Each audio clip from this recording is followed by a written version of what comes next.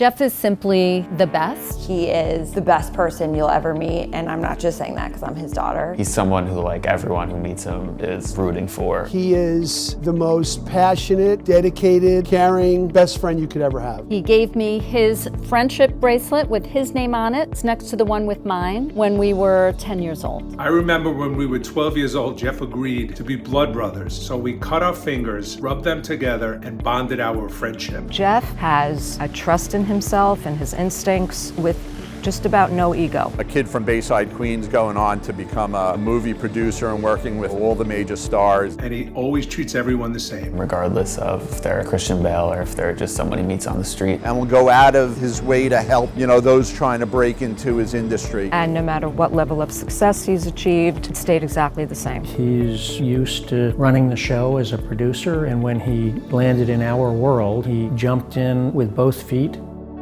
He basically called me and was like, Danielle, I'm so lucky. They found a tumor on my pancreas, but it hasn't spread. I'm really lucky I'm getting out. So basically he told me he had pancreatic cancer on a phone call by starting out by saying that he was lucky. He went to have the surgery, and within about an hour I got a call and my heart kind of sunk. They had to close him back up and they weren't able to do the surgery. Because it had spread. Most people would have crawled up into a little hole. He's ready to fight. Jeff just immediately said, okay, what's next? And I said, there's a clinical trial. He said, let me have it. And was very optimistic about joining our clinical trial. The treatment was brutal. I would say to him, I don't know how you're doing it. And he would say, my life depends on it. Jeff kept saying to the nurses, I'm going to be the one to get the Whipple after this. I'm going to be the one. I would say we're very similar people, so we approach this delusionally. He was always hopeful, and you have to be. It's hard to speak with someone like that and not believe them when they tell you it's going to be okay. That's how he looked at this. He's always looked at everything in life that way. It's just like, I'll figure it out. And it worked. They allowed him to have the Whipple procedure. And when they went in,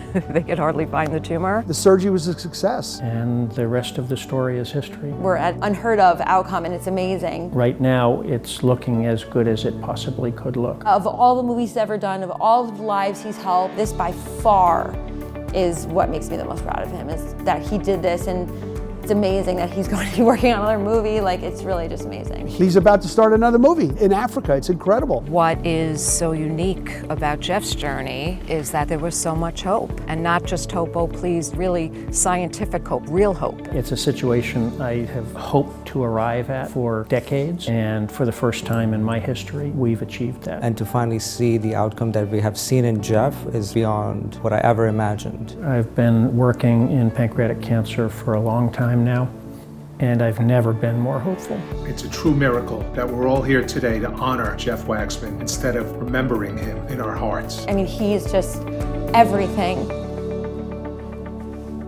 He did it just like he does everything else, with grace and composure and strength and intelligence and happiness and joy and love. He's my hero. I hope that the next person who gets that diagnosis now knows, it can be this. You can be Jeff.